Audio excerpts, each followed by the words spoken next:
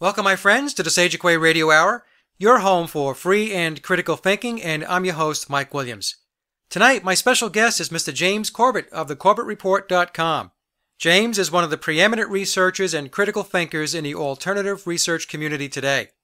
Our discussion was wide-ranging as we talked through how the puppet masters work to keep the alternative media off balance, which led us into what Edward Snowden and his revelations really mean, and then wrapping up with James giving his insights on the de-dollarization being pursued by the BRICS alliance led by Russia.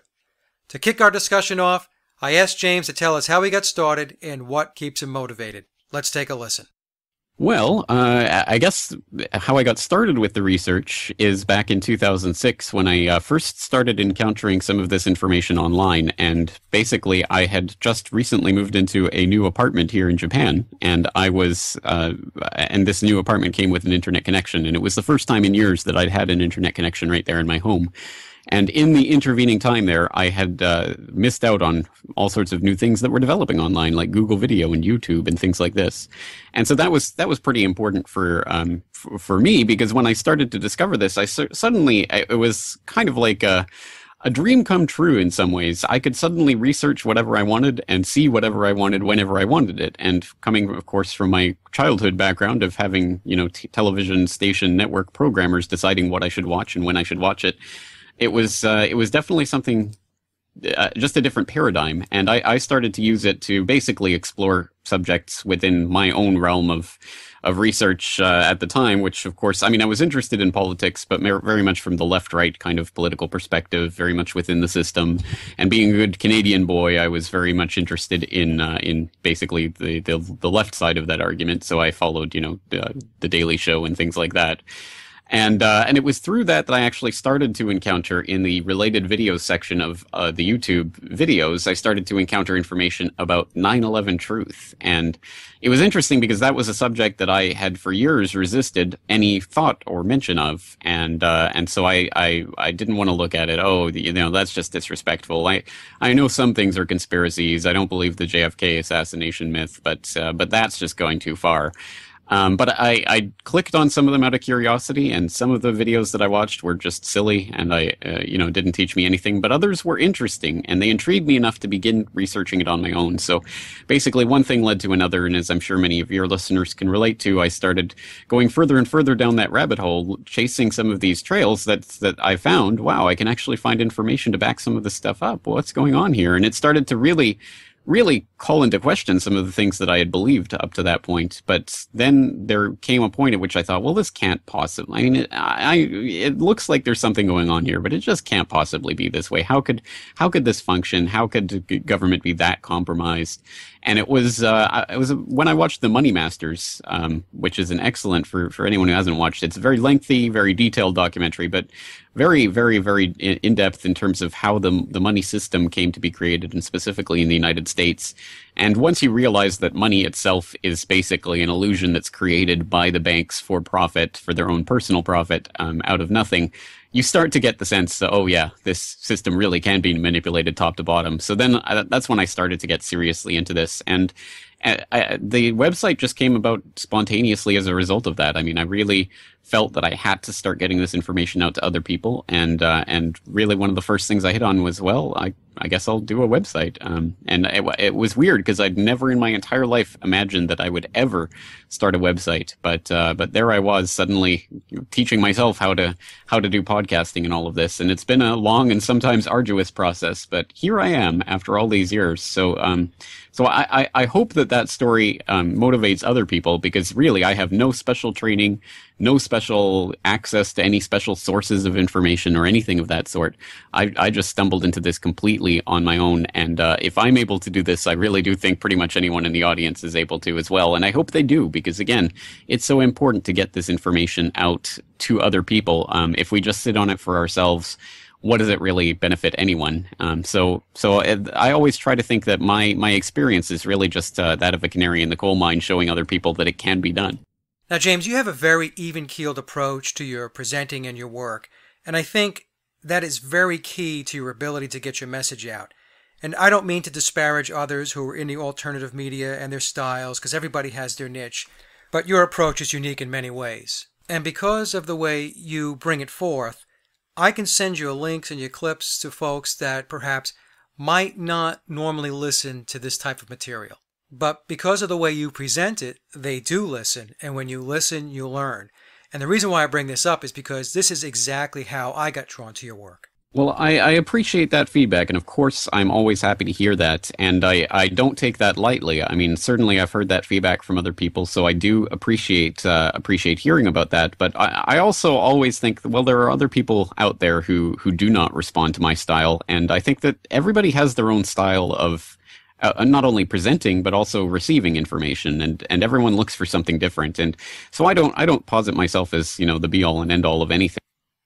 I'm just one more guy out there who's putting it out in my own way. And I think people respond at the end of the day to authenticity. If I was out there trying to be that kind of bombastic, abrasive, over-the-top person, it would be ridiculous. And people, I think, would see through it because that's just not who I am. Instead, I'm this even-keeled kind of guy, and that's just who I am. So I think my work reflects that, and I think people respond to the authenticity of that. And hopefully, yes, I mean, one of the entire reasons for me starting the website and doing it the way I do is because I thought, well, there's so much information out there, but when you listen to one of these, Patriot radio shows or the types of things that I was listening to when I first got into this, I was always somewhat frustrated. I mean, not frustrated, but I would hear something interesting and then I'd go online and look it up and I'd find documentation for it. And I always thought, well, here we are in the internet age. Why don't we just put this together? So that's something that it's always been a part of my work. I've always tried to link people back to the source documents so that they can look it up for themselves. Because at the end of the day, I think that's the most convincing. You can tell people till you're blue in the face about these things, but until they actually start to look it up for themselves, I don't think they'll ever really fully take it on board. Well, you're an empowering voice, James, and you're certainly waking a lot of people up. I do have a question for you, though, James, to basically maybe jump into some of the topics here tonight. To me, it certainly appears that those of us that prefer critical thinking, that we are living in, how would I say, some parallel universe, and watching some really bad actors in the theater of the absurd. So I was wondering if you could share your perspective on how events are used by the puppet masters to keep the alternative media and the resistance movement in react mode versus perhaps being proactive. Because the rate and pace of how these events are being rolled out, in my view, is extraordinary. To pick some examples, what I'm referring to, some recent events like the Bo Bergdahl Taliban prisoner exchange or the Nevada cop shooting by that fellow Jared Miller. And then we have the chaotic border situation down in Arizona and the terrorism that's currently underway in Iraq. And I guess we could probably even throw the Ukraine into the mix. How are those events put together to create obstacles and to keep the alternative media and the resistance movement off balance? Well, this is such an important topic because I've been someone who's been very much a cheerleader for the alternative media movement in general since I first started getting into it, because I think it is so important what's happening right now, and the fact that we do have access to these technologies that make conversations like this one halfway around the world completely possible. And it sounds like we're talking in the same room. I mean, it is a pretty amazing age to be living in just from that perspective alone, let alone the fact that, of course, that opens up the possibility of people collaborating in a kind of crowdsourcing effort to try to find the truth. And that's, I mean, again, it's extremely exciting, and there's so many positive things that can come from this.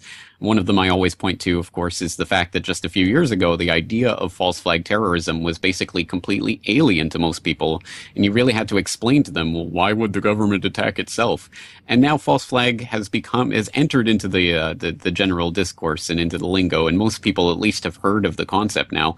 That is something. I mean, that's maybe not the be all and end all, and it's not going to solve all our problems, but it is something, and it is some sort of progress towards a greater and more nuanced understanding of the world, which is, I think, part of what we're trying to achieve, because we've been railroaded for so long into false war after false war and all of the other lies that we live our lives through because we don't have information about some of these basic concepts.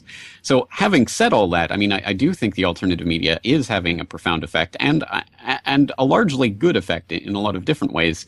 But I also worry about the way that things are going now. And maybe I have a different perspective on this because I'm a Canadian living here in Japan, so I have maybe a little bit of distance on this, but I see so many of these stories that float across the newswire that become the biggest story ever.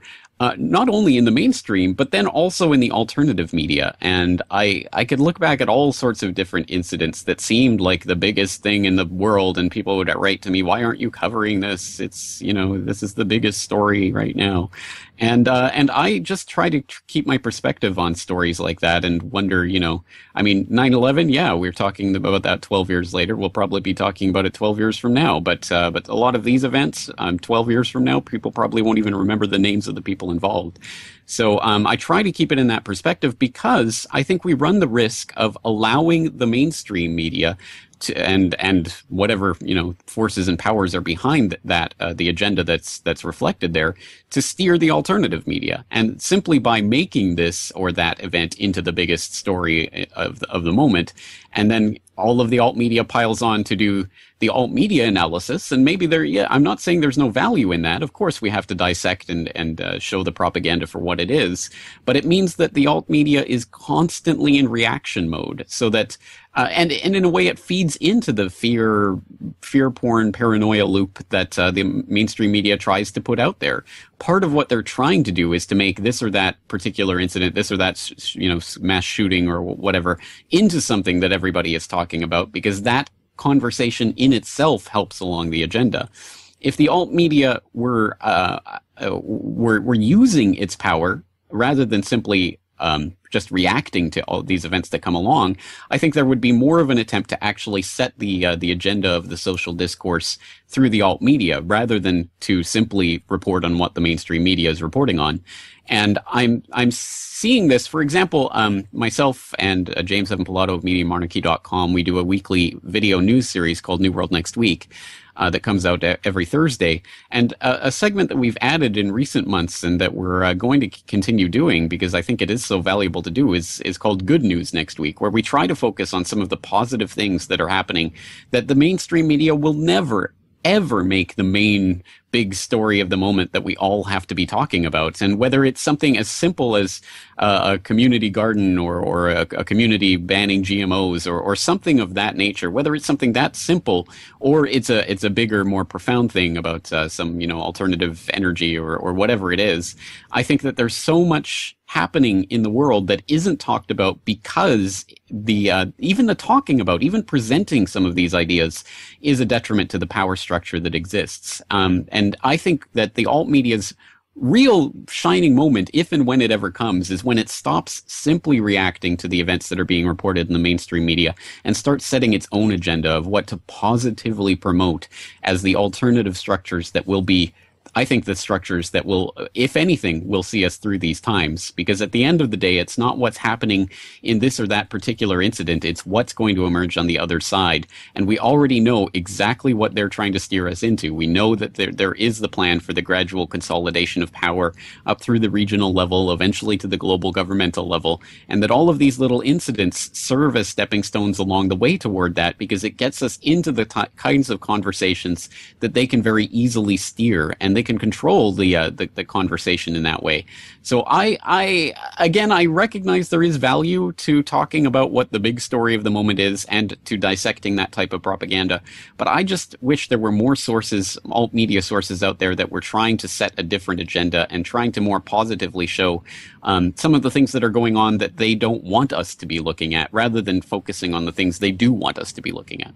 Well, what are some of those things, James, that we should be looking at that they're trying to keep us from looking at? I think anything in which people are able to take power into their own hands rather than waiting for some sort of political savior through the political system, or waiting for some alt media savior or whoever it is, someone out there to come along from the sky and hand us some victory on a platter. I think we can be caught in that narrative, which again I think is pumped out through the mainstream media, specifically through Hollywood conditioning and programming, to expect that there's going to be some Rambo to come along that will set everything straight, or that this will all end in some hot martial law scenario and we'll all go Red Dawn and manage to root out the enemy or something. I think that what we're undergoing is a generational process of conditioning to get us to desire our own enslavement, which sounds ridiculous until you actually see it happening. So I think that the positive stories that counteract that are stories that show that there are possibilities for for taking some of this power into our own hands and not relying on the existing economic or political structures. And one story that I've been pointing to recently, maybe it's not as important as it would seem. I keep pointing to this story. I think it's not the be-all and end-all of this, but I keep pointing to this story of this German village that called Lohenstedt. It's just a small little rural village that doesn't have any particular big industry or any large population. They're just kind of a rural village in the middle of nowhere that there was some internet. Basically, no telecom provider wants to run broadband internet into there because it just doesn't make any economic sense for them. There's not enough people. The infrastructure would be too expensive. So the town basically got together and created their own broadband network, and as a result, they now have some of the fastest internet speeds in Germany. And that's the type of story I like, not necessarily because this, again, is the be-all and end-all of what's possible, but because it shows, once again, that when people work together, we're so often locked into this mindset that we need to have, we need to have a government come along and make a law for the telecoms to run broadband into every village or something. That's the only way this could be solved, as opposed to just going out there and actually doing it. And I know it's a lot harder to do that, but I think at the end of the day, it's obviously much better if we can band together as a community to do something voluntarily and acknowledging and understanding the importance of what's being done, because that type of infrastructure that's created from the ground up is inherently more stable than some sort of top-down imposed authoritarian structure can ever be. Because when we cede the power to government to make a law, for example, to make net neutrality the law of the land, so that no telecom provider can violate net neutrality, what we're also doing is tacitly saying, yes, the government gets to decide this. This isn't something that we have control over. This isn't something that we, at the end of the day, get to say to the telecoms providers, no, we won't take your net neutrality violating service. It's something that the government gets to rule on. And of course, if the government gets to rule on it, yes, today they might rule net neutrality, and tomorrow they might rule to violate that. And we've ceded the argument simply by allowing the FCC or whatever type of governmental organization to come along and decide it. So I think that there are exciting things happening, especially in technological fields that already exist to a large extent. I've talked, for example, on my program about a pirate internet and the idea of getting around the existing internet infrastructure, which we know was created by the Defense Advanced Research Project Agency. It was originally the ARPANET. It is part of the U.S. Infrastructure. I mean, the U.S. government still controls much of the infrastructure of the internet. And of course, all the traffic that runs through the U.S. is being scooped up and collected and analyzed wholesale, despite whatever the latest Snowden quote-unquote revelation is. We know that content is being completely snarfed up and stored in the Utah data center that they have up and running now. So we need a way off of this. And rather than trying to put in some new law that is supposedly going to tie the hands of the NSA, because we know that they're such law-abiding people, right? I think that the real answer is going to come from us saying, no, well, we don't want this system, this infrastructure, which has been given to us with these booby traps installed. We're going to create our own. And this sounds like pie in the sky stuff to people until they start to realize the infrastructure, the alternative infrastructure is already there. The technology to create our own networks is already there. There's already an app called Open Garden that you can go online and you can download. It's a mesh Wi-Fi network, so it doesn't require internet at all. It's just people basically interlocking and sharing their network with anyone around them who's part of that network. There's already 5 million users. If that was 50 million, if it was 500 million, we would suddenly have the ability to completely bypass large sections of the internet without ever having to go online. We'd just be a part of a Wi-Fi network. And that's the type of exciting thing that is possible and is going on, but is never going to be reported on by the power structure that relies on us believing that we need this network, these networks supplied to us by these telecoms, ruled over by these FCC overlords, because that's the only imaginable structure for making this work, when in reality, everything relies on us, the average person, who is the one who gets to determine this simply by deciding to use this or that technology or not use this or that technology, to participate in this or that community garden or not participate in this or that community garden, to support local business or not support local business, to use alternative currencies or not use alternative currencies. The choice always ends up with us, but we've been engineered to believe that the system is the only thing that we can rely on, and we have to just go along with whatever they've put in front of us. And that's the fundamental lie that needs to be confronted, and there are so many examples of that happening around the world that I really hope the alt media will start making more of an effort to show to other people. Now, James, just to play devil's advocate with that, and I understand what you're saying, but many will say that's fine, but even if we pursue those types of initiatives, the powers to be are going to shut it down. So what does the resistance look like then? If you try to go to something that's more open, away from the technology that they are trying to convince us that it's the only thing available and this is what you need to use, and we say, no, we have an alternative, but they go to shut that alternative down. How do you see that playing out? Well, it's interesting that this type of feedback I always get from people whenever I talk about this. I always get emails to that effect. Well, they're just going to come in with their goons and their guns, and they're going to try to shut down the community garden or what have you. And that's true. And we've seen that. In fact, we've seen municipalities trying to set laws that people can't collect rainwater, that it's actually illegal to collect rainwater, and just ridiculous things like this. But I think one of the things that is the most insidious part about this entire system is not that it's tyrannical, it's that people don't even consciously accept the fact that it's tyrannical. People do not consciously realize when tyranny is being applied to them because, to a large extent, they've been engineered to just accept the system as it is and to think, well, the only way to counteract that is to work within the confines of the system itself. And again, one of the things that I want to show is, I mean, it would be infinitely preferable to me if there was a boots on the ground, guns in your face tyranny trying to stop people from doing things like setting up a community garden or what have you, because that's the type of tyranny that lets you know that what you're doing is powerful and important resistance. When that doesn't exist, when everybody just kind of goes along with the system and there's a few people here and there that might try something different, and maybe they'll get raided if they're trying to sell raw milk or something like that, so here and there, and no one will really stick up for them because no one really talks about it in the alt media because they're all concentrating on the latest mass shooting or what have you.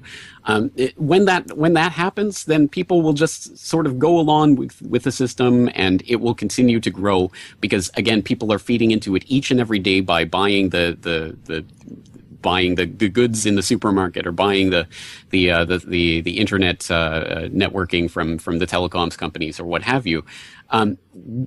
What I want to see is the creation of communities of alternative infrastructures that arise. And yes, I'm sure they will be aggressed upon at some point, but that aggression against those communities will be like the canary in the coal mine and will be the wake-up call for a lot of people who don't believe that this is effective resistance. And I ask, what is the alternative then? So the alternative is simply to continue buying into the infrastructure that exists because, well, they might come after us if we don't. Well, that's exactly the point, and that's exactly why I resist the structures that exist. Is because they want us they basically have that gun to our head, but right now it's an implied gun. It's a threat of violence. And if it becomes overt, and if it becomes the gun out there in full broad daylight, I think we'll have a lot more people on our side, and it will be a lot clearer which side people fall on, whether they want to support the right of people to peacefully and voluntarily interact in communities of interest, or if they're on the side of the goons and thugs that'll come in and try to shut that down. And it'll become very apparent. And they say that the best way to defeat a tyrant is to make him act like one. So I say bring it on. That's a very good point.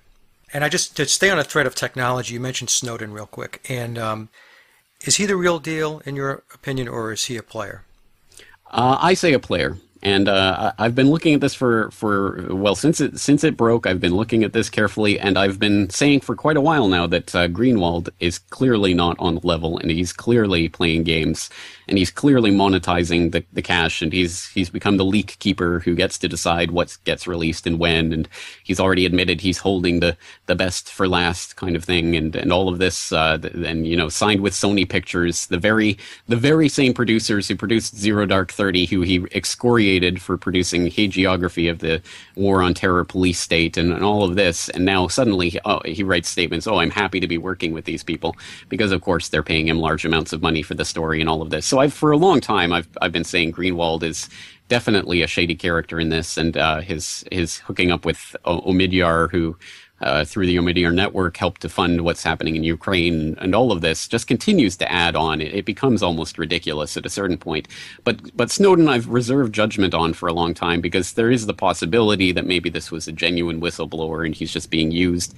But he's had more than enough opportunity at this point to put anything out on the table towards saying that what's happening and what's going on as a result of these quote-unquote revelations, which aren't revelations at all, as I'm sure a lot of people have heard.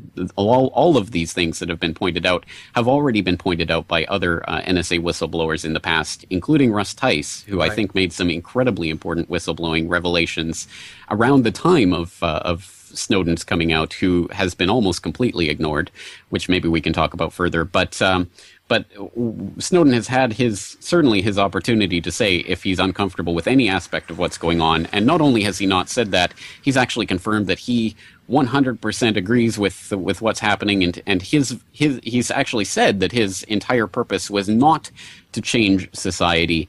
It was to allow society the chance to change itself.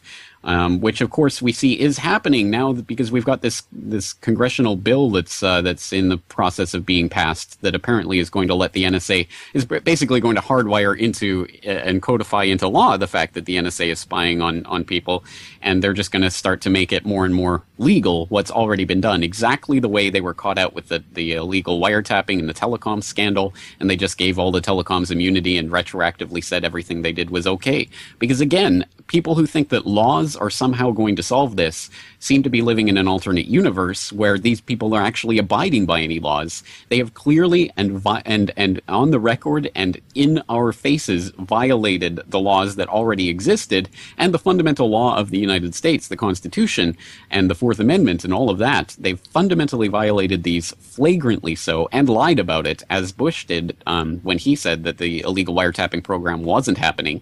And we know that this has been going on. So the idea that laws are somehow going to solve this is, again, I think just the height of absurdity. And Snowden himself, again, is not only a part of this. He's a willing participant in what's happening. And now he's getting on, NBC or whatever it is, talking to Brian Williams and being lauded and being put on the boards of these free press foundations that are loaded up with George Soros stooges. And all of this is going on right now. And I think it just absolutely stinks to high heaven, and I can't believe that anyone is actually taking this as seriously as they are.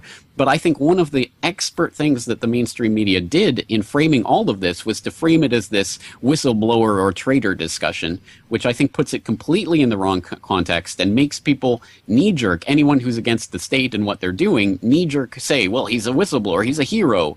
And it becomes yet again another binary, because they love to present us with binaries. Either this guy's a traitor or he's a hero. Which is he? Well, what if I think it's more nuanced than that? What if he's actually a spy, and he's been a spy since the beginning, and his entire career screams the fact that he's been an undercover operative, flunking out of special forces and then getting into the CIA, where he's posted undercover at the Swiss embassy, and then he ends up working security at the NSA, and then he ends up working for the NSA, and then he works at this contractor where he's this sysadmin who has the access to spy on anyone, including the President of the United States or anyone else he has an email address for, and then he ends up in this big dramatic pursuit to Hong Kong and Russia.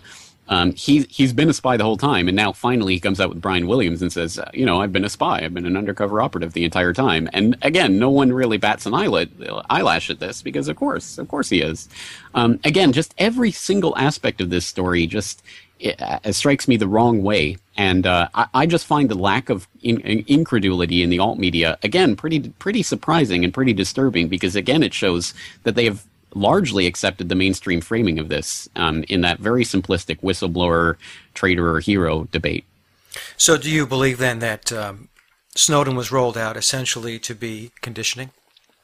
Absolutely. I think, in fact, I think I'll have to go back and get some exact quotes on this, and I will do so in the near future. But I believe I've been saying this not only since the beginning of the story, but since before Snowden ever came out. I mean, one of the fundamental tenets of what I've been saying over and over is that we are living in the panopticon. And again, for people who don't know, panopticon is the idea of a perfect prison that was invented by British philosopher Jeremy Bentham in the late 18th century. And the idea is you can't have a guard for every prisoner, but you can make every prisoner feel like he is being personally scrutinized by a guard simply by having a guard tower in the middle of a circular prison, and you have the sun shining in from the outside, so as shining in towards the tower, so that the prisoners can't see into the guard tower, but the guards can see out into what's happening in the jails, and they can potentially be looking at any particular prisoner at any particular time. The prisoner never knows when he's being looked at, so he always feels like he's being looked at, and he will start to act accordingly. It's a very insidious system because it's based on mental control over people by getting them to believe and internalize that they are being watched at all times. And I think that's the most important part of all of this, is that the U.S. government doesn't even necessarily have the ability or the interest in looking at every single thing that every single person is doing. But if you can make it feel like you can and potentially are being watched at any particular moment, and if they start to reveal that it's not just when you're typing an email to someone, it's not just when you're talking over Skype to someone. I mean, you also have these little computers in your pocket, and yeah, they have cameras, and yes, they can record you too, even when they're not turned on, even when the battery's pulled out, as has been revealed over the last several years. All of these other things, that the entire infrastructure of our lives, which is now completely enmeshed in this digital matrix, is watching and listening to everything you say and do everywhere you go, because you are now, once again, willingly participating in that system by literally buying this technology and putting it in your pocket and taking it with you everywhere you go. And, oh yeah, it's watching and listening to everything you do. And I think that's always been a core part of the entire system, is to try to, once again, get people to internalize that idea that they're being watched and listened to. And that can't be done without letting it slip. Oops. Oh, did we say that? Oh, we're listening to everything you do. Oh, please stop telling them this. Oh, if only there was some way we could get to this guy. He's single-handedly bringing down the U.S. intelligence apparatus. Oh, if only there was something we could do. And to me, it's just completely the case of the don't throw me in the briar patch. Because, again, I think they want us to understand that we're being watched, and they want us to internalize that. And sadly enough, it's already working, because there was a university study that came out just a few months ago that showed that sensitive keywords, searches for sensitive keywords, were already down in the months since Snowden's revelation. They looked at what keywords were being searched in Google before Snowden and now after Snowden, and they found that there's been I can't remember what percentage, but a significant enough percentage decrease in what they called sensitive terms. Not only things like terror or bomb or things of that nature, but even things to do just with personal matters, medical things and things of that nature. So people are already starting to internalize this and already starting to literally change their behavior as a result of it. And in that case, I would say this is mission accomplished. So basically mass paranoia, mass mind control to a degree. To keep Unfortunately people so, yeah. Yeah, okay. And you mentioned before others that had come before Snowden, and you mentioned Russell Tice and also William Binney. Did you want to talk a little bit about what Russ Tice brought to the table before Snowden ever showed up?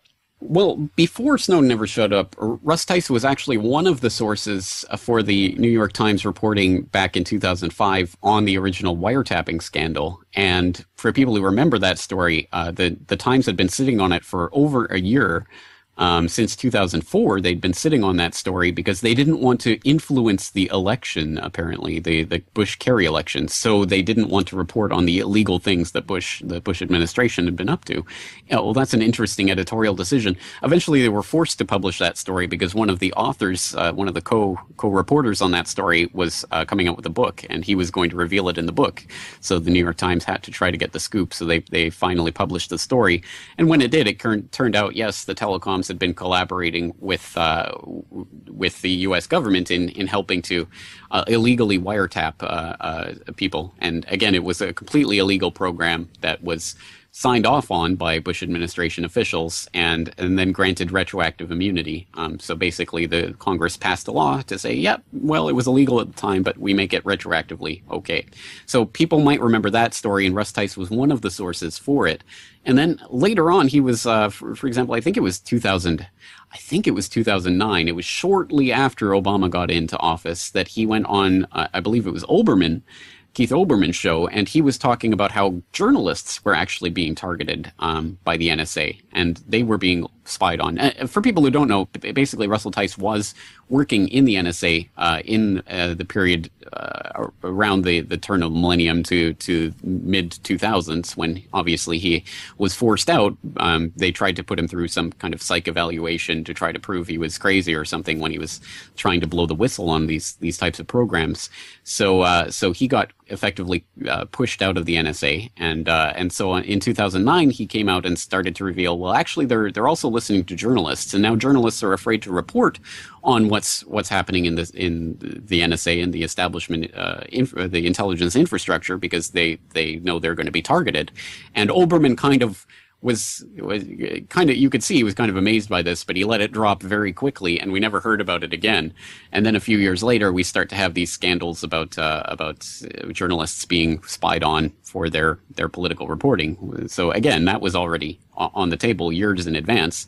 And then just around the time of just before Snowden, just about a month or two before Snowden came out, there was a pretty remarkable thing that happened, again, on television. A lot of the biggest secrets are right there out in the open. There was a report that Aaron Burnett of CNN was doing on the Boston bombing investigation and what was happening there. And there was a story where they were discussing what the contents of a phone call that I guess not Djokar's brother, the other Tsarnaev. Yes, yeah, I know who you're speaking of. Yeah, whose name escapes me. His wife apparently had been involved in some kind of phone conversation, and they were thinking it was a voicemail or something, so they thought, oh, well, maybe there's a record of that, but it was an actual conversation, so someone picked up the phone and they talked. And so they were discussing that and how, well, there's just no way, I guess, we can ever know what they were talking about. And live there on the air, Tim Clemente, who was an FBI agent a former FBI agent who's a kind of security analyst for CNN, yes. He said, well, actually, intelligence agencies in terror investigations can look at what people said in phone calls. And both Aaron Burnett and the other person in that conversation were pretty just amazed to be hearing about this, and it was the first time anything like that had been said on the air. And Russ Tice, when he went on first Boiling Frogs Post and then on my program, he said that when he heard that, he was absolutely flabbergasted, because he had been predicting that this was where things were heading, based on the NSA infrastructure that he knew already existed and what they were constructing in Utah. But when he heard that, he knew that the Utah data center was already operational, and they were already recording every phone call. They were all scooping it up completely 100% wholesale. So he met with some of the other NSA whistleblowers who, I don't know the exact list of who was involved, but one could presume it would be the Bill Binnies or the Thomas Drakes or who have you, some of the big names of the NSA whistleblowing community got together and discussed this, and they managed to piece together what information they had, and then this information from Clemente, and they basically pieced it together that yes, the NSA data center is operational and this is going on. So this all happened just before Snowden came out, and I even did a report on this, the real AP spying scandal or something of that effect, because the scandal at that time was how the AP was being spied on by the government. But I was trying to say, no, the real scandal is they're recording every single phone call and the content of every single phone call. And then a couple months later, who comes out but Edward Snowden with his quote-unquote revelations that they're collecting metadata, and suddenly the entire conversation has been and continues to be, well, they're collecting metadata on U.S. citizens. And yeah, they might be collecting content on a couple of foreign countries, but you know, it's the metadata issue in the United States. No, it's not. It's the metadata and the content. And this has already been admitted. Again, I don't understand why there would be any confusion over this or any debate over it, except for the fact that they want to obscure what has already been admitted. And they've done an exceptionally effective job about this because, again, Edward Snowden and his quote-unquote revelations have managed to frame this entire debate with things that we already knew, and not even as much as we already know. And again, this goes back years and years with all sorts of whistleblowers who have already talked at great length about the infrastructure for everything that Snowden's been discussing. And just as one more example, the first big Snowden story was the PRISM story, and how the fact that basically the U.S. government has a way of getting into the data streams of Facebook and Yahoo and all of those major provider or internet giants. And how do they do this? Oh, it's because they have this ability to sort of split off sections of the internet and record all the data that's going through. Again, we already knew that from a whistleblower who came out 10 years ago to blow the whistle on a room in an AT&T data center in San Francisco, that he didn't have access to the room itself, but he had access as sort of janitorial services or something of that sort in the AT&T. He had access to what lines were running into that room, which was being operated by the NSA. And it was basically a split of the entire internet data trunk of what all the information that was coming into AT&T was going into that room. So, and we knew that from some of the materials that had been ordered in there, we knew they had these NARIS devices, which were specifically for capturing unbelievably large amounts of data. And so we knew that they were splitting off the internet trunk and recording this data as much as 10 years ago. And now Snowden's coming out to start to, give tiny little drips and drabs of it. And now, as opposed to the whistleblowers 10 years ago, now this is mainstream news, and they're reporting breathlessly as if we're hearing this for the first time. And again, my question, what's the agenda? Why is this suddenly news that can and should be reported? And why is it not going as far as we already know the data and the information goes? And what's unfortunate, James, is that with Snowden, they are taking a poll or taking a pulse, and most people don't even care. I mean, let's just say that Snowden wasn't conditioning. Let's just say he was the real deal. The fact that he came out with these revelations, and it was so broadly broadcasted, unlike Russ Tice or Bill Binney, which were essentially suppressed, Snowden's revelations were put out there, and they were in all the major newspapers after The Guardian put their articles out. And most people, they just shrugged their shoulders. 100% agree. I completely agree with that. That is the real travesty of all of this. Because again, yes, they can be letting some of this information out for whatever purposes they want to do that. But the real question, again, is how do we react to this? Because again, I really do think it comes back down to the level of us as individuals who, again, hold all the power in this system, if only we understand that we hold the power. And exactly right. If we just sit there and just, well, what you're going to do, shrug your shoulders and go on with life as usual, except using less sensitive search terms, then they've won. They've completely won. Again, no matter whether this is a PSYOP or whether it's completely 100% square or whatever it is, again, the real question is how we react to this. And I think part of that is because people, even the people who are concerned about this and realize something is wrong, which most people do, if you get people in one-on-one conversations and you get them really talking about the structure and the system that exists, most people will eventually come to the point where, yes, they don't agree with what's going on, but what you going to do about it? And I've had that conversation many times. And that, I think, is really the most effective piece of conditioning that we've been led to believe at all. And again, this goes back to what the alt media can do if they capture the sort of momentum that we have right now to start steering people towards positive ideas of what people can do, because so many people are just disheartened by the fact, nothing you can do. They continue to do it. No matter who we vote for or what initiative we support, they just continue doing this stuff. So, might as well just go on with your life and stop worrying about it. And that's, of course, completely the wrong message to be taking away from this. What we could be doing, of course, is supporting things like not only what I was talking about earlier with the pirate internet, but how about really practical things that could have an immediate effect on what's happening right now? Like if Utah passed the Nullify the NSA bill that has been proposed by the Nullify NSA campaign at offnow.org, which would stop all state material support to the NSA including selling water to the data center to cool the computers. Again, people think that this is some sort of magical, mystical thing that runs on Illuminati special, magical powers from the 10th dimension or something. These are computers. They're computers. They need this water for cooling systems. They need the infrastructure. They need these things in order to run. And this isn't, black science or something. This is just out and out reality. And again, if we can shut off those things, yes, then maybe whatever. People have said, oh, if you do that, well, then they're just going to start helicoptering water into the, from another state or something. And all of these things have been proposed. Again, the point is to make these tyrants act like the ridiculous sci-fi cartoon character tyranny that they are. And if people don't even want to take that one step to challenge what's going on, then we really have lost. Because ultimately, this is not a battle for any particular resource. It's not a battle in order to get more money or anything of that sort. It is a battle for our hearts and minds, to use that phrase. It is a battle for our consciousness. It is a battle to get us to sit down and take it when they do whatever they want to do. And we've already come so far along that they can outright plunder trillions of dollars from the American economy out in the open without even hiding it. They can completely spy on people 100% illegally out in the open. They're not even hiding it anymore. They can do all of this. They can kill American citizens without trial, without anything. There's a presidential assassination list out in the open. They're not hiding it.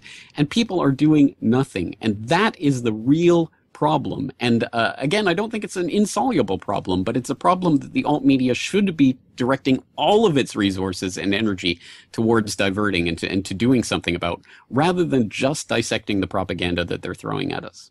Do you think, James, that what happened at the Bundy Ranch is an example of revealing and exposing this tyranny for what it is? In other words, some people will look at the Bundy Ranch situation and say, look, they sent the goon squad out there, you had the BLM, all their armored vehicles, their automatic weapons, and so on, and that came to a standstill and dissipated. One could argue, perhaps your argument, that it went the way it did because they did not want to be exposed. Otherwise, they would look like the tyrants that they are. Yeah, well, there are a lot of different ideas that we can take from the Bundy Ranch situation, but I think that has to be one of them. The reason that ended the way that it did was because there was that incredible wave of support that we saw from, a lot of different people, and we saw people coming from across the country to help out with that situation.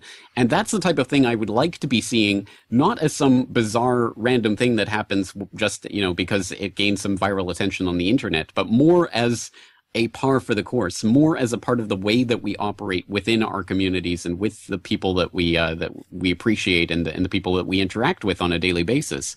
And that's why I think so much attention has been focused for decades, for generations now, in trying to pick apart communities, to try to get people away from the idea that they are in a community with neighbors, with people that they actually see and interact with on a daily basis.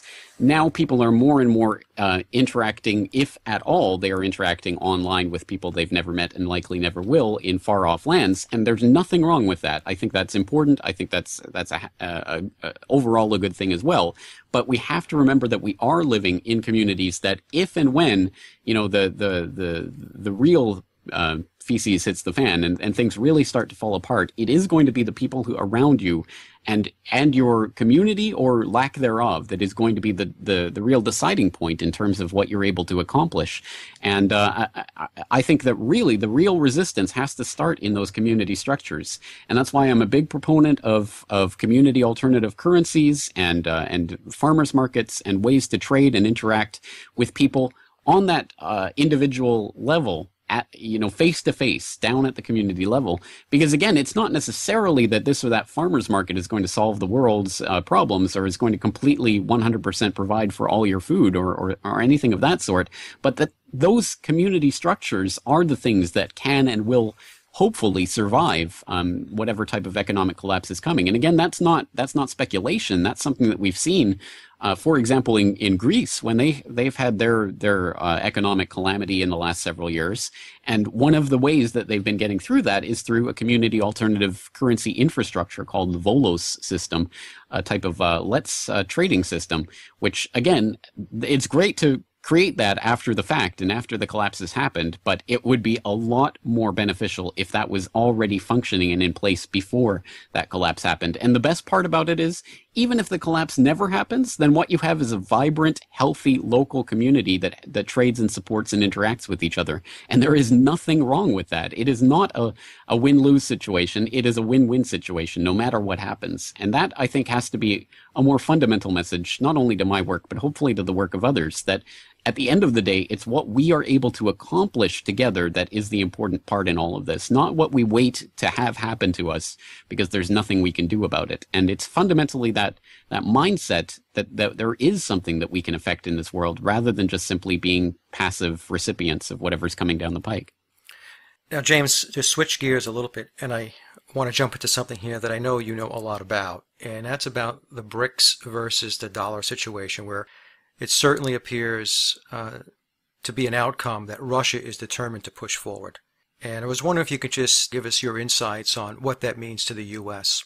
Well, I mean, there's a lot of things that are happening, and they're happening fairly quickly in terms of geopolitical situation. But I suppose that's to be expected. I mean, when you look back in history, ever since the Romans a couple of thousand years ago, there have been international reserve currencies of one sort or another. I mean, there's been the Roman denarii or whatever it is. The dominant geopolitical power empire of this or that age has generally determined what the international reserve currency might be.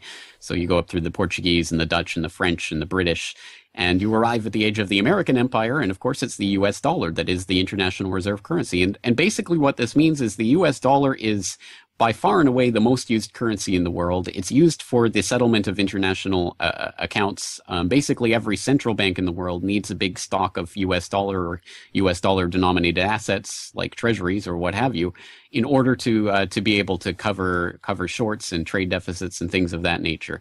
So basically, the dollar is in constant demand and has been for, at the very least, half a century, since the Bretton Woods was instituted in the 1940s. But what we're seeing is the beginning of the ending of that system. And I think probably with every such ending of any system, it's telegraphed well in advance for those who are willing to look for the signs of that. But very few people are, because they just imagine that, this is just so monolithic. How could we imagine anything different? As if the US dollar will forever and always be the reserve currency for the world. But what we're seeing are signs that there are countries that are starting to buck the trend.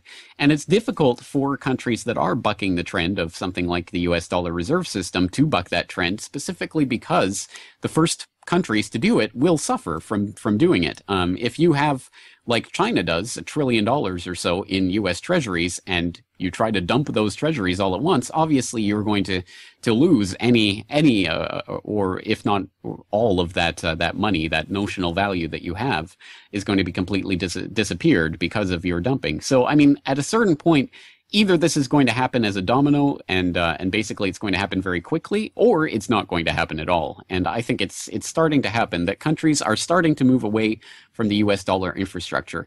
And there was a lot of talk in recent months about the Gazprom/China CNPC deal to run pipelines down from Russia to China that's going to estimated to be worth $400 billion over the lifetime of the contract in the coming 20 years or so. No one really knows the details of the contract because, again, they didn't release it. But again, it's being estimated at $400 billion. And people, including myself, were talking about the possibility, if this contract was denominated not in US dollars, but in ruble or in yuan, well, suddenly you would have a significant chunk of export change being denominated not in US dollars, going around the US dollar reserve system, which would be a significant step. I mean, again, $400 billion over 25 years is nothing in the bigger scheme of things. But as a symbolic gesture or as a gesture of things to come in terms of future agreements, it would have been a very, very important gesture. But as we now learn, in fact, this deal is being denominated in dollars because the trade accounts of China and Russia and other countries are more and more using local currencies like rubles. But the export accounts are still denominated in dollars, and they're now starting to change over that financial infrastructure. And we just saw China signing a deal with Russia's second largest bank to denominate some export accounts in local currencies. But it's a slow process to wean themselves off this international infrastructure where basically all the banking details and everything goes through Wall Street at one point or another. At some point, it's all coming back through Wall Street or going to Wall Street. And so much of these accounts and banks have correspondent banks in Wall Street or in the U.S. financial system that it's extremely difficult to disentangle all of this. But the point is that the work is now being done to do that. And one of the structures that has been proposed and is still on the drawing board, but they're still continuing to hammer away at it, is this BRICS Development Bank, which they envision is going to be kind of an alternative to the World Bank in terms of providing development funds to third world and developing countries. And this is going to supposedly be capitalized by the BRICS, and the $10 billion capitalization number has been thrown around that is supposedly going to be evenly divided between all five participants: Brazil, Russia, India, China, South Africa. Now, again, this hasn't been finalized, so it's still speculative at this point. But if and when that structure gets put in place, I think, again, that's going to be a significant step along the way towards ditching the U.S. dollar hegemony and also the U.S. infrastructure, because, of course, the World Bank and IMF are just outgrowths of the Anglo-American establishment and have been used as such to get countries trapped into debt slavery and to, well, the World Bank helps them to create the infrastructure, and the IMF then takes it over for the Western oligopolical interests. So it's a really insidious system that's been created.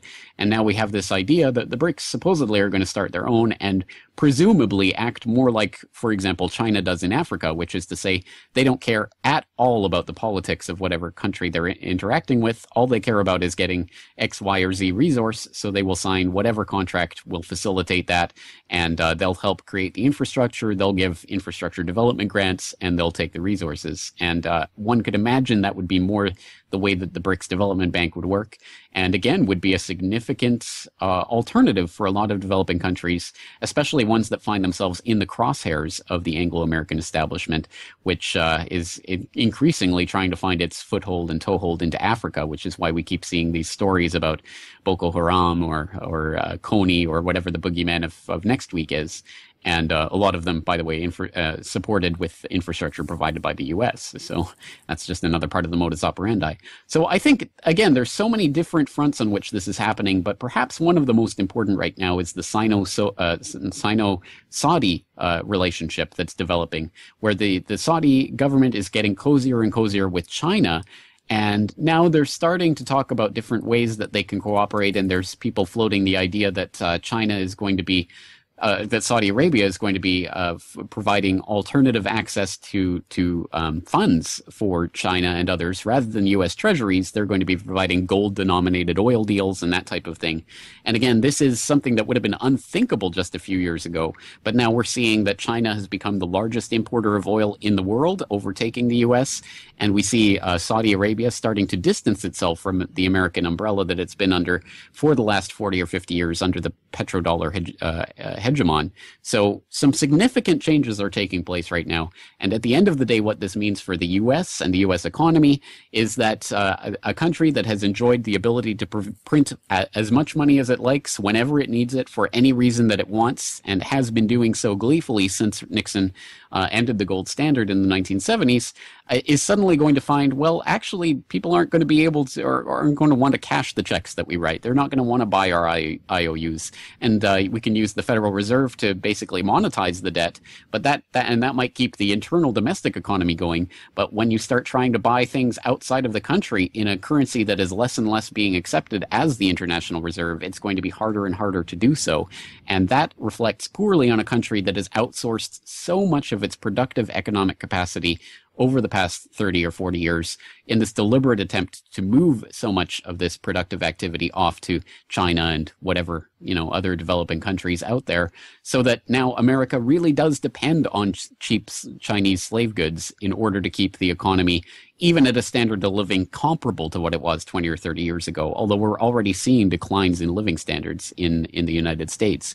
So I think that process would hasten, and if the U.S. dollar reserve really did collapse and was replaced by something else, I think we'd see basically the U.S. economy as we know it would collapse, and the ability of the U.S., for example, to act as the imperial hegemon around the world and to send its troops wherever it wants for whatever length of time it wants in to occupy whatever countries it wants would come to an end, which again would have a pretty significant effect on the U.S.'s ability to project its power around the world. So we're on the cusp of a completely different world order, as the operative phrase might be, and it's it's a scary time precisely because these times of economic instability, of course, will hurt the average person first and foremost. I mean, the oligopolical interests at the top are already well secure and already have a lot of their investments offshore in Dubai or wherever else they're parking their money. So don't worry about them. It's the average person who's going to suffer the most in all of this. And that's what I worry about. And that's why I'm interested in promoting the alternatives and the alternative currencies and the alternative community infrastructures that, again, will hopefully survive these types of collapse scenarios. So, James, I know I want to be respectful of your time, but just one last follow-up question here. When you talk about a collapse, are we talking about useless fiat dollars and hyperinflation? Is that what we're talking about? Or is there a possibility that the United States would then go back to a gold and silver standard to back their money? I suppose that's possible, but I find that extremely unlikely. I think that the way that they're attempting to collapse this is more in the vein of trying to basically use this as a springboard or a catapult to launching more regional infrastructure, regional governments. So I think that if and when this collapse happens, this financial collapse happens, and the U.S. suddenly finds itself in a position where it can't just print whatever debt it wants and sell it to the rest of the world, I think that would be used as the excuse to facilitate and to hasten the creation of some sort of North American banking and financial community. And of course, there would be all sorts of, security and infrastructure wedding that would go on during that process as well, as they try to lump everything together. And that would also hasten the Trans-Pacific Partnership deal and its Atlantic counterpart, because of course we all know that free trade is the answer to any economic ill. I think that they would just use that as the green light to put the rest of their global government agenda in hyperdrive. And ultimately, what we'd be looking at, more likely than a gold or silver-backed currency, I think we would be looking at the floating of the Amero or whatever, the equivalent of some sort of regional currency. And ultimately, of course, for that to be wedded into a global economic infrastructure. And in fact, we might see the start of that process as early as the end of this year, the beginning of next year, which is when the IMF is apparently going to be holding its next meeting on its special drawing rights, which is a type of currency, I guess, that the IMF issues, which can be used by central banks in their reserve holdings, rather than holding specifically dollars or specifically euros or specifically yen. If they have these IMF special drawing rights, that entitles them to draw euros or yen or dollars, or there's a couple of others in that basket, but basically 4 or 5 of the major currencies in the world. But at the end of this year, the beginning of next year, every 5 years, the IMF reevaluates what currencies are included in that basket of currencies. And China, for one, has been openly angling since the 2008 crisis to be included in that basket. And they've been working, I think, feverishly in the years since then to create a large enough banking infrastructure and one that is backed up by more significant amounts of gold to angle themselves to be put in that basket. So that might be another one of the nails in the coffin of the U.S. dollar reserve system. If the SDR, the special drawing rights system, becomes more bolstered, more strengthened, I think that would be more likely to be posed as an alternative than, for example, going back to a gold or silver-backed currency, which I don't think that the power structure wants to happen, or I don't think they will allow that to happen. I suspect you're absolutely right. Well, James, we are pushing up against the end of the hour, and I was wondering if you'd like to share with our listeners how to catch up with your podcasts and your interviews? Absolutely. Well, people who are interested can always check CorbettReport.com. That's CORBETT report.com. And there you'll find my my audio, my podcasts, my interviews, my videos, my articles, all of that completely available for free download. Also links to all of the other sites that I work with, like Boiling Frogs Post and Global Research, and my other website, FukushimaUpdate.com. So lots of information there at CorbettReport.com. And of course, if people want to support my work, once they've had a chance to take a look at it and decide that they do want to support it, you can always sign up for a subscription or purchase a DVD there to help me out. Well, James, thank you so much for connecting. I want to say it's been an absolute pleasure having you on the show, and I'd love to have you come back at a later date if you're up to that, to share more of your insights and perspectives. Really, this has been a fantastic discussion. Well, I appreciate it. Thank you so much for having me on. You're very welcome. And that concludes my interview with James Corbett, and I hope you enjoyed the discussion as much as I did. James's website can be found at www.corbettreport.com. And as always, I would like to thank everyone for listening and visiting the blog, The Sage of Quay. Also, you can take a listen to my album, Leaving Dystopia, by heading to laboroflovemusic.com. And remember, live in truth and always serve creation. It's really that simple. See everyone next week. Be safe, enjoy, and God bless.